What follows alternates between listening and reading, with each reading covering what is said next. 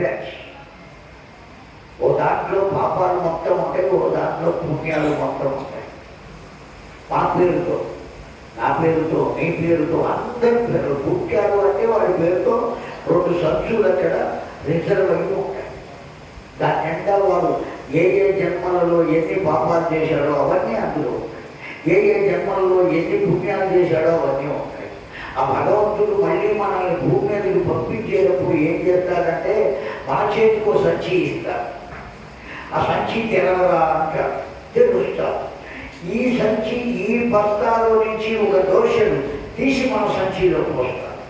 ఈ పుణ్యాలు ఉన్న బస్తాలో నుంచి ఓ దోషను తీసి ఆ సంచిలో పోస్తాడు. ఇప్పుడు ఆ సంచి భుజాన పెట్టి భూమి మీదకి వెళ్ళరా అని పంపిస్తాడు. అలా తెచ్చుకున్న వాటినే సంచితము అని పిలుస్తున్నాము. ఏమని పిలుస్తున్నామండి?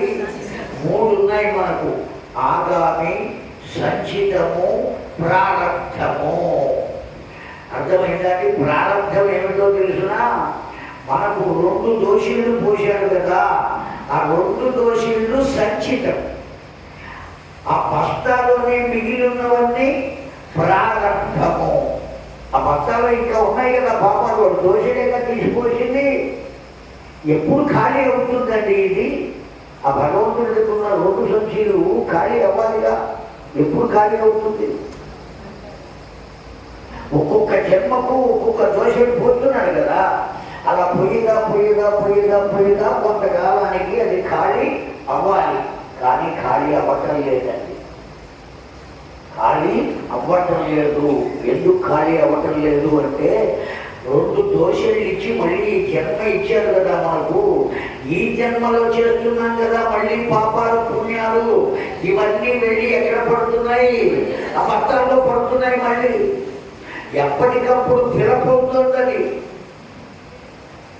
అర్థమవుతుందా అండి?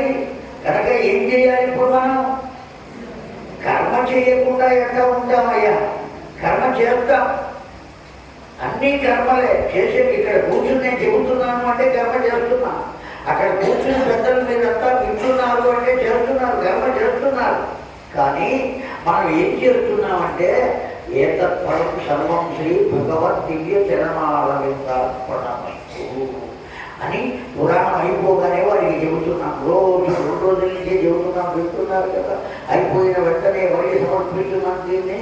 ఈ ఫలంతో నాకేం సంబంధం లేదయ్యా, ఇదిగో ఇచ్చేస్తున్నా అని భగవంతుడి చరణాలకు పంపిస్తున్నాం.